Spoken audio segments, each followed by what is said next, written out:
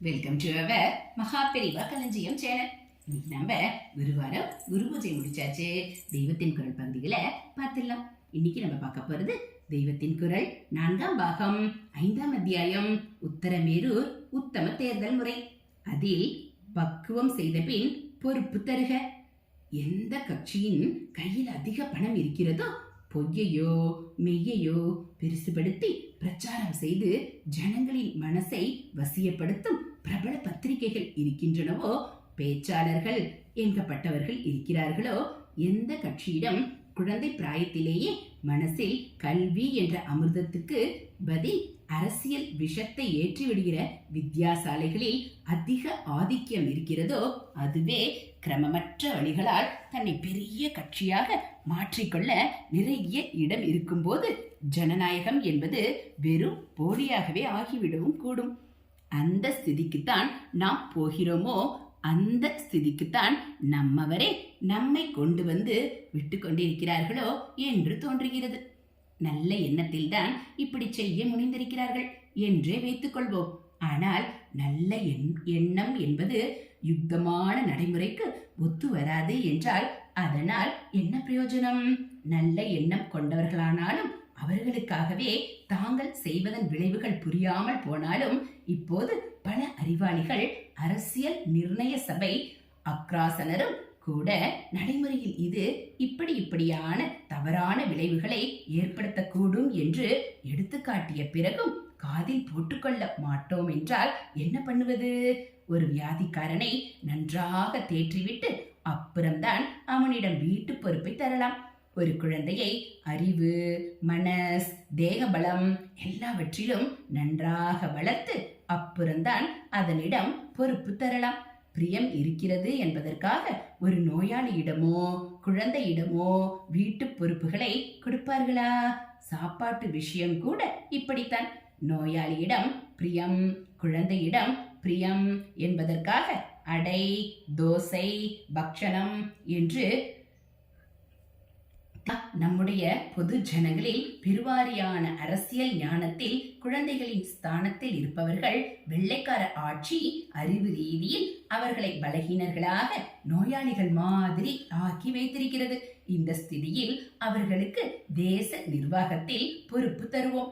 ஜனநாயக விருந்தை வாயாலும் மூக்காலும் திணிப்போம் என்றால் என்ன பண்ணுவது? முதலில் அவர்களை அறிவு ரீதியில் ஆரோக்கியசாலிகளாகவும் குழந்தைத்தனம் விலகி பக்குவ ஸ்திதி பெற்றவர்களாகவும் உருவாக்க வேண்டியதே சுதந்திர இந்தியாவின் தலைவர்களுடைய பணி, கடமை.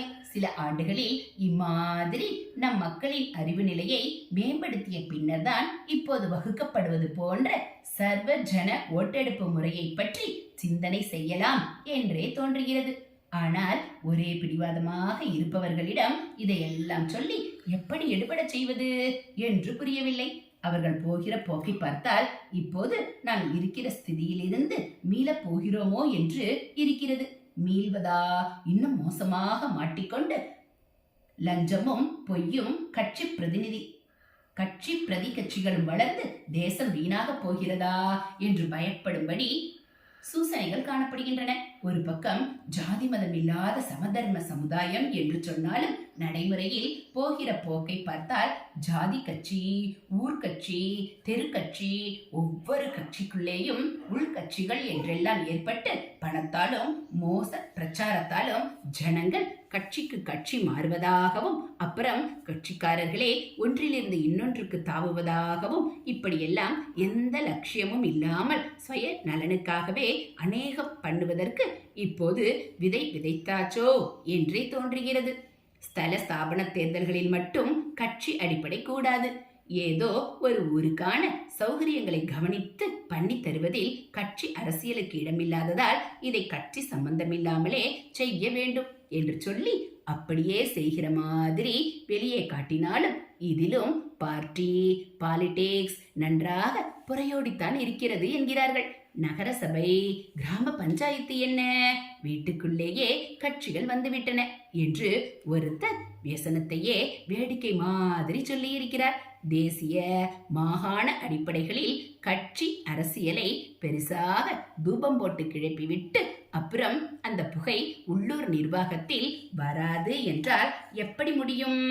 ஹரஹர சங்கர ஜெய ஜெய சங்கர, ஹரஹர சங்கர ஜெய ஜெய சங்கர. மகா பெரியவா சரணம். இது போல தெய்வத்தின் குரல் பகுதிகளை நீங்க தினந்தோறும் கேட்கணும் அப்படின்னா மறக்காம நம்ம சேனலை சப்ஸ்கிரைப் பண்ணுங்க. கூடவே பெல் ஐகானை கிளிக் பண்ணி ஆளுங்கிற பட்டனையும் அழுத்திடுங்க. நம்ம சேனல்ல வரக்கூடிய மகா பெரியவா மகிமை, தெய்வத்தின் குரல் பகுதிகள், கோவில் பகுதிகள் எல்லாம் உங்களுக்கு பிடிச்சிருந்தா ஒரு லைக்கும் கமெண்ட்டும் கொடுத்து உங்களுக்கு தெரிஞ்சவங்களுக்கும் ஷேர் பண்ணுங்க. தேங்க்யூ.